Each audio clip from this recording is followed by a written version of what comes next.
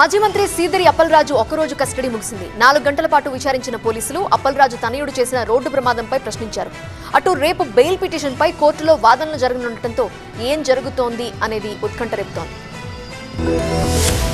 ఒక్కరోజు కస్టడీలో భాగంగా వైసీపీ నేత మాజీ మంత్రి సీదిరి అప్పలరాజును పోలీసులు 4 గంటల పాటు విచారించారు. కుమారుడు ఆరవ్ వర్మ చేసిన రోడ్డు ప్రమాదంలో ఓ వ్యక్తి ప్రాణాలు కోల్పోగా సాక్ష్యాలు తారుమారు చేశారనే ఆరోపణలతో అప్పలరాజు పైన కేసు నమోదైంది. కేసులో ఆయన్ను A3గా చేర్చి ఇటీవల అరెస్ట్ చేయగా కోర్టు రిమాండ్ విధించడంతో అంపోల్లోని శ్రీకాకుళం జిల్లా జైలుకు తరలించారు. పలాస పోలీసులు కోర్టులో కస్టడీకి పిటిషన్ వేయడంతో ఒక రోజుకు అనుమతి ఇచ్చింది. అప్పలరాజును జిల్లా జైలు నుంచి కాచిబుగ్గ పోలీస్ స్టేషన్ కు తరలించి విచారించారు. న్యాయవాది కుటుంబ సభ్యుల సమక్షంలో అప్పలరాజు విచారణ జరిగింది. యాక్సిడెంట్ ఎలా జరిగింది, ప్రమాదం గురించి ఎవరు చెప్పారు, ఎన్ని గంటలకు తెలిసింది అనే అంశాలపై పోలీసులు ఎంక్వైరీ చేశారు. తర్వాత పలాస ఆసుపత్రిలో వైద్య పరీక్షలు నిర్వహించి కోర్టులో హాజరుపరిచారు. కోర్టు ఆదేశాలతో మళ్లీ అంపోలు జైలుకు తరలించారు. విచారణకు సంబంధించి అప్పలరాజు తరపు న్యాయవాది బాలకృష్ణ కీలక విషయాలను వెల్లడించారు. బెయిల్ డిలే కావాలన్న దురుద్దేశంతోనే పోలీసులు కస్టడీ పిటిషన్ వేశారని ఆరోపించారు. పోలీస్ కస్టడీ విచారణలో ఒక్క విషయం కూడా కొత్తది లేదని, కావాలనే వేధిస్తున్నారని అన్నారు. ఘటనకు సంబంధించి గతంలో విచారణ జరిగిపోయిందని, కొత్తగా ప్రశ్నించేందుకు ఏం లేదని స్పష్టం చేశారు. అప్పలరాజుకి బుధవారం వరకు రిమాండ్ విధించగా బెయిల్ పిటిషన్ పై కోర్టులో విచారణ జరుగుతోందన్నారు.